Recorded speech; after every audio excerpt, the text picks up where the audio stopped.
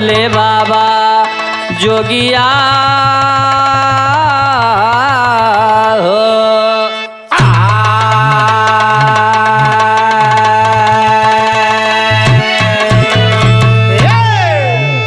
आइए माड़ोगढ़ लड़ाई का दूसरा भाग आप लोग समझ प्रस्तुत है, सुनिए। धन्यवाद। कहता है उदल मस्ताना, माता सच्ची बात बताना, हमसे तनिको नहीं छिपाना, ताना माहिल कै माता जी सही ना जा।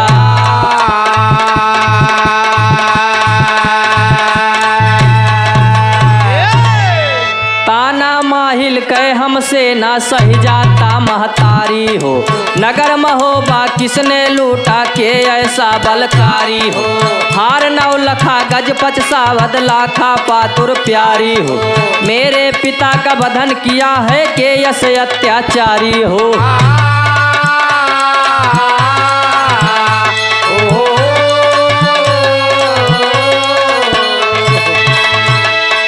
यतना सुन के माता दिवला कहने लगी बेचारी हो, क्यों ना लूटे नगर महोबा माना बात हमारी हो, पेट दर्द से पिता तुम्हारे गईले स्वर्ग सिधारी हो, झूठी बतिया सुन माता कह उठी बदन चिनकारी हो।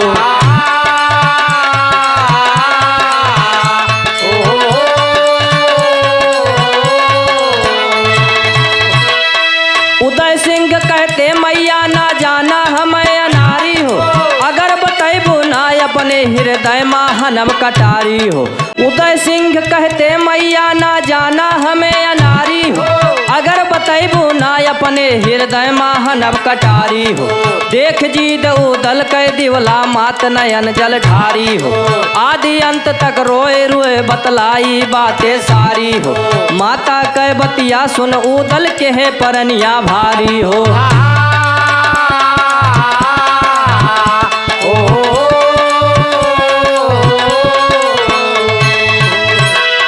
चाहे सारी दुनिया मैया हो जाए एकवारी हो, करिया जम्बे का मारो माँ मारब जाए कटारी हो, तब दिवला माता कहती है उदल तेगा धारी हो, गुरु सहदियों के चेला कहते दिया शत्रु संघारी हो।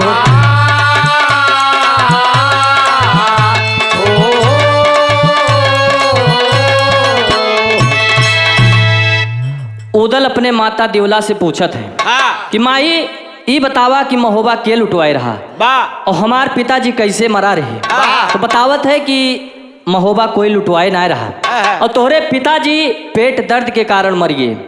उदल जब इतना सुने कहे माता तुम हमसे झूठ बोलत हो, हम जौन सुन के आवत हन तो बात छिपावत हो। अब कटार को निकाल लिए अपने हृदय में लगा दिए।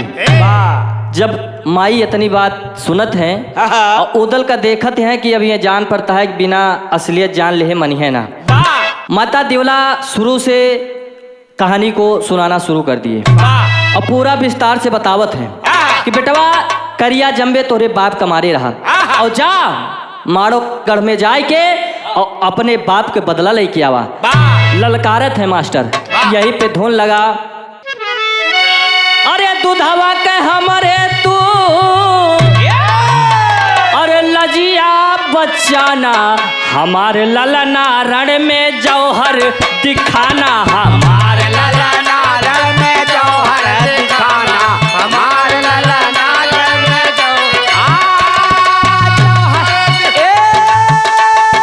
जौहर दिखाना हो, जौहर दिखाना, हमारे ललना रण में जौहर दिखाना, हमारे ललना रण में जौहर दिखाना। माई दिवला कहते हैं उदल से कि जौन हम तोका दूध पियाए हन वह दूधे के ताकत मारो गढ़ में जाके दिखाई दिया। और का कहते हैं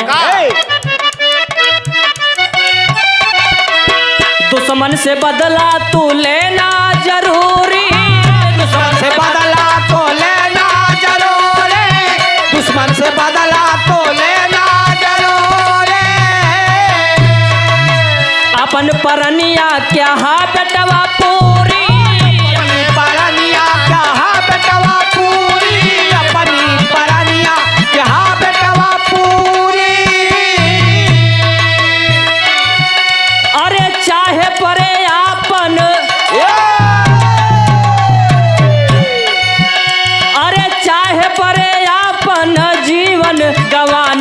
हमारे लला नारण में जौहर दिखाना, हमारे लला नारण में जौहर दिखाना, हमारे लला नारण में जौहर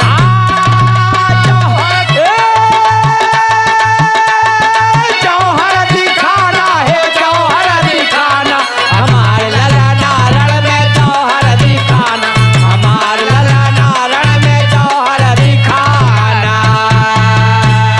माई देवला कहते हैं कूदल चाहे महोबा में मर जाया, माड़ोगढ़ में मर जाया, लेकिन महोबा अपन मुंह दिखावे ना आया जब तक करिया जम्बे का मार ना देहा। और बतावत है का बतावत है कैसे?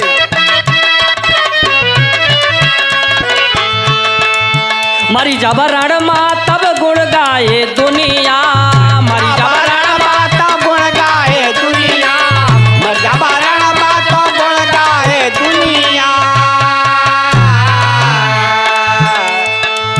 होई जय लाल तोर पूरी परनिया, होई जय लाल तोर पूरी परनिया, होई जय लाल तोर पूरी परनिया। अरे होए अमर तोहरो, अरे होए अमर तोहरो नाम वीर बलवनवा, हमारे लला नारण में जौहर दिखाना, हमारे लला नारण में जौहर दिखाना, हमारे लला नारण में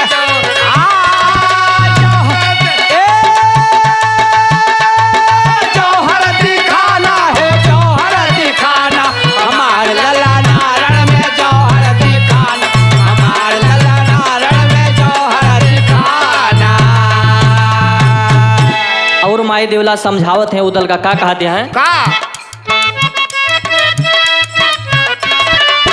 करन लड़ाई समहरिया में डट के, करन लड़ाई समहरिया में डट के, करना लड़ाई समहरिया में डट के।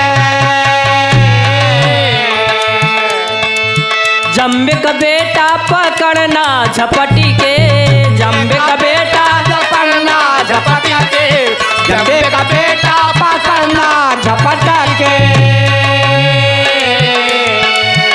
अरे खंजर से करिया के, अरे खंजर से करिया के मूड़ी उड़ाना, हमारे लला नारण में जौहर दिखाना, हमारे लला नारण में जौहर दिखाना, हमारे लला नारण में जौहर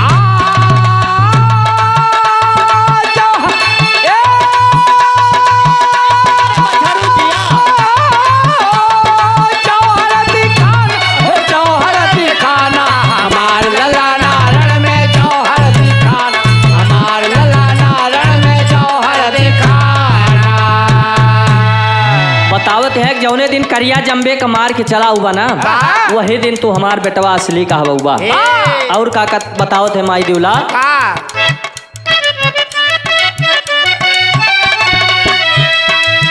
काट शीश जही दिन तू हमका देखौबा, काट शीश जय दिन तू हमका देखौबा, काशी जय दिन तू हमका देखौबा। वही दिना मोर सुत असली कहौबा, वही दिना मोर सुता असली कहौबा, वही दिना मोर सुता असली कहौबा। अरे कहाँ राम धीरज, अरे कहाँ राम धीरज न बतिया भूलाना, हमार लला नारण में जौहर, हमार लला नारण में जौहर दिखाना, हमार लला नारण में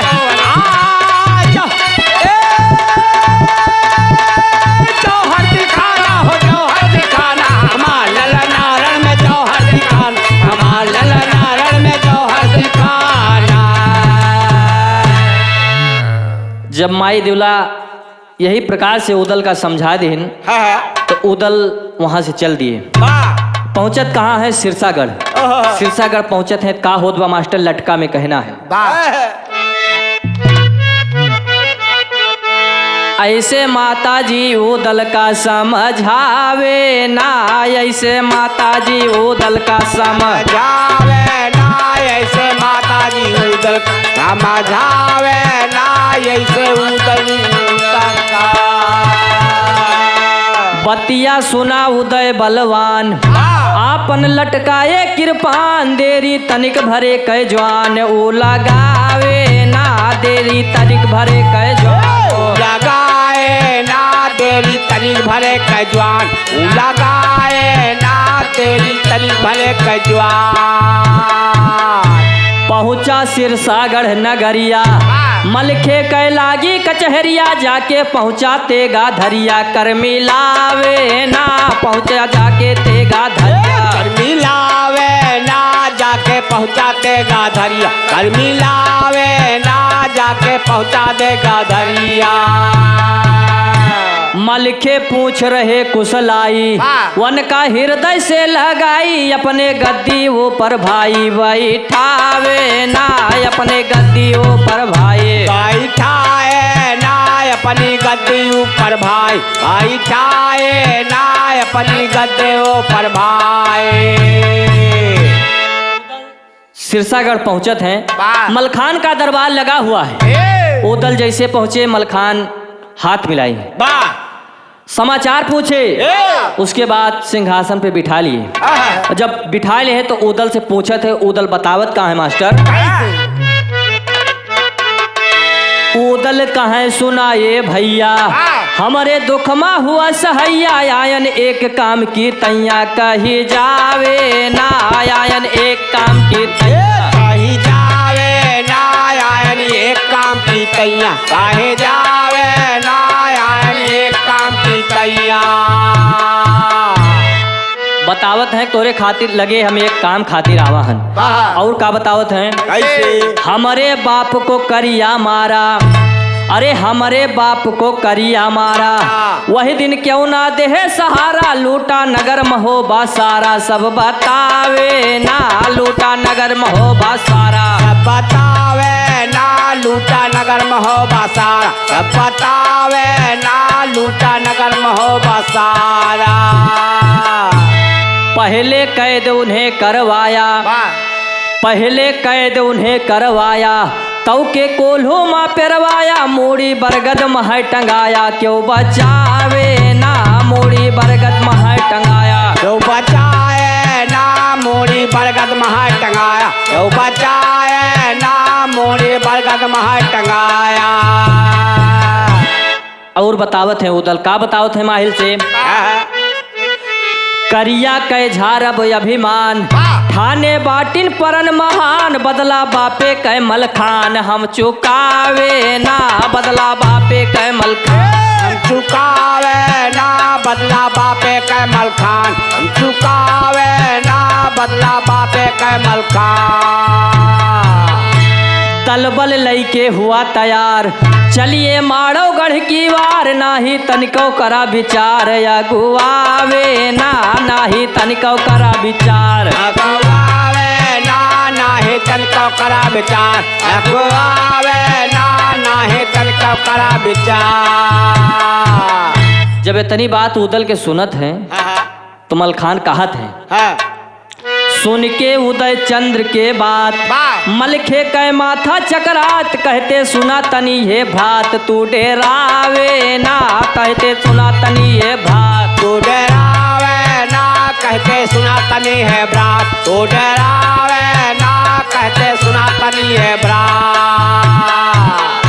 सुनिए उस जोधा का हाल गरजय जब करिया भोपाल नारी गर्भवती कै लाल गिरी जावे ना नारी गर्भवती कै लाल गिर जावे ना नारी गर्भवती कै लाल गिर जावे ना नारी गर्भवती कै लाल। मलखान बतावत है उदल से कि करिया इतना बलशाली बाना कि जब वो गरज दियत तो गर्भवती स्त्रियों का गर्भ गिर जाता है और तू हुआ लड़ाई चले करे बदे चलता है हमें तुम्हें ऐसे मार के मसल के मींज के फेंक दे केहू जानी न पाई। जब उदल इतनी बात सुनत है तो कहत है का कहत है मलखान और बतावत है कि और सुना पार्वती का बड़ा पुजारी अरे पार्वती का बड़ा पुजारी जे का जाने दुनिया सारी वो से हिम्मत ना हमारी लड़ी पावे ना वो से हिम्मत ना हमारी लड़ी पावे ना वो से हिम्मत ना हमारी लड़ पावे ना वो से हिम्मत ना हमारी। बतावत है कि करिया माँ पार्वती के बहुत बड़ा पुजारी है। माँ पार्वती के ओकरे ऊपर आशीर्वाद हमेशा बना रहा था। उसे हमार हिम्मत नहीं है कि जाए कि हम उसे माड़ो गढ़मा समर करब। जब इतनी बात उदल सुने तो निराश हो जाते हैं।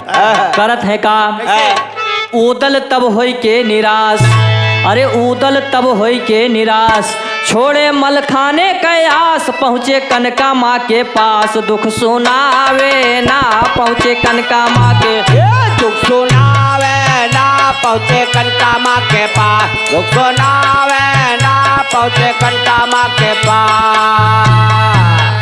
जब मलखान इनकार कर दिए, उदल मलखान की माँ कनका के पास पहुंचे थे, अपने मौसी के पास। जब हुआ पहुंचे थे का होत है, माड़ो गढ़ के सुना लड़ाई, अरे माड़ो गढ़ के सुना लड़ाई, लिखते राम धीरज अर्थाई, भैया कड़ी कड़ी बैठाई के बनावे ना भैया कड़ी कड़ी के बनावे ना भैया कड़ी कड़ी बैठाई, के बनावे ना भैया कड़ी कड़ी बैठाई। कड़ी कड़ी बैठाई सुनिए अब आगे कै बतिया हो, उदल कनका माता से सब यापन कहें विपतिया हो, कैसे बदला ले ई माई ऊपरा पड़ी अफतिया हो, केहे साफ इनकार भाई मलखान रहे संगतिया हो।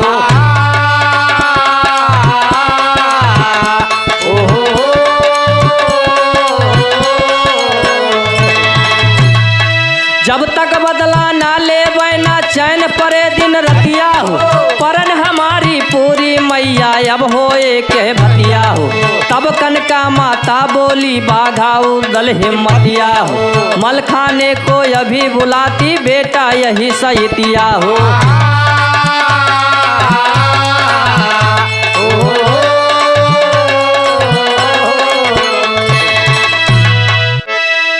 कनका भेज दी लावे का यक बांदी और रतिया हो, आई गए बांदी संग मल के पूछ रहे कुशलतिया हो, कौने कारण हमें बुलायो डर से फाटे छतिया हो, राम धीरज कहे माता बोली तू निकरे कुल घतिया हो।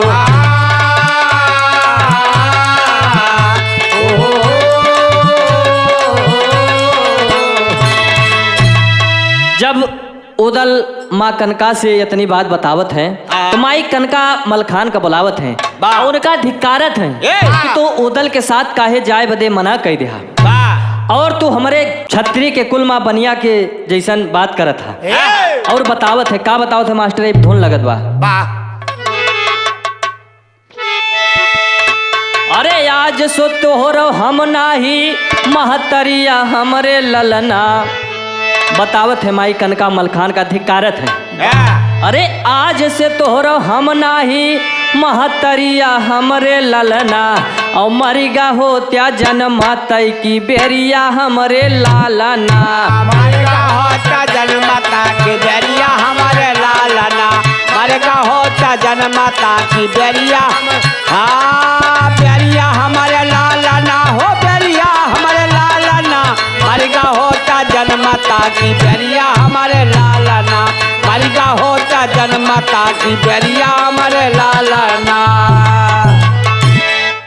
करिया जम्बे से मलखाने काहे गया डराई हो, उदल के साथे ना जाते तोर लहुरवा भाई हो, अरे काहे झूठे लटकाए कटरिया हमरे ललना, अरे काहे झूठे लटकाए कटरिया हमरे ललना, और हमरे कुल माँ जन्मे कुल कुदरिया हमरे लालना, हमारे कुल माँ जन्मे कुल कुदरिया हमारे लालना, हमारे जन्म में कुल कुदरिया,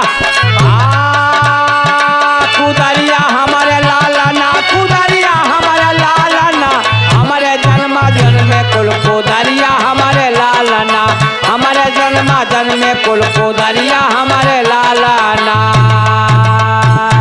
बतावत है हैं कि तो हमारे कुल में जन्म लेके उदल के साथ काहे नहीं जाता लड़े खाते, बेइज्जती करवा रहे हो। और बतावत है का कैसे? हमारी कोखी जन्म ले या तो बुझ दिल लाल कहाया है, अरे बेशरम शर्म न आई कुल मा दाग लगाया है। अरे हम ही जाबे उदल के संघरिया हमरे ललना, अरे हम ही जाबे उदल के संघरिया हमरे ललना, और करबे करिया जम्बे से संभरिया हमरे लालना। करबे करिया जम्बे से समरिया हमारे लालना, करबे करिया जम्बे से समरिया, समरिया हमारे लालना, समरिया हमारे लालना, करबे करिया जम्बे से समरिया हमारे लालना, करबे करिया जम्बे से समरिया हमारे लालना। माई कनका कहते हैं कि मलखान अगर तू उदल के साथे ना जाबा ना, हम ही उदल के साथे जाम मारो गड़मा और करिया जम्बे से लड़ाई करब। और का बतावत है माई कनका, रे नालायक नीच आग लग जाती तोरी जवानी माँ, शर्मदार हो डूब के मर जा चुल्लू भर पानी माँ। अरे धरा कटारी पहिरा हाथे चुरिया हमरे ललना, अरे धरा कटारी पहिरा हाथे चुरिया हमरे ललना, और घर में बन के बैठा तू मेहरिया हमरे लालना। घर में बन के बैठा तू मेहरिया हमारे लालना, घर में बन के बैठा तू मेहरिया, मेहरिया हमारे लालना, मेहरिया हमारे लालना, घर में बन के बैठा तू मेहरिया हमारे लालना, घर में बन के बैठा तू मेहरिया हमारे लालना। जब इतनी बात अपने माई के मलखान सुनत हैं तो तैयार हो जाते हैं और उदल के साथ जाए बदे तैयार होते हैं और महोबा आवत हैं। शहर में कहना है मास्टर कैसे?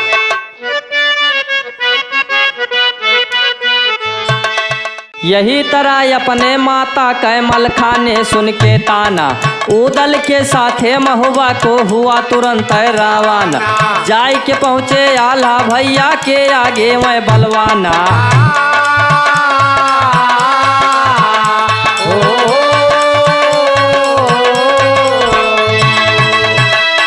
हाथ जोर प्रणाम किया आल्हा से बोला मलखाना, बदला लिया चला बापे कै माड़ो गढ़ के दरमियाना, करिया जम्बे कै सिर काटा उदल कठिन परंठाना। यतना सुन के आल्हा बोले कहे माल के बौराना, बड़ा बहादुर है करिया बेकार काल से टकराना, राम धीरज कहे वकरे हाथे पर है जेरा गवाना।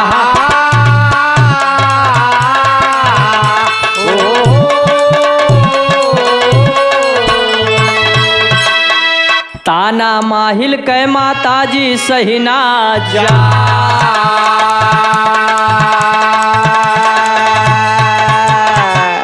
आल्हा की सुन कर के बातें मलखे बहुत तरह समझाते, आखिर महामी भरवाते, जाते ताला चाचा के संग तीनों भाई।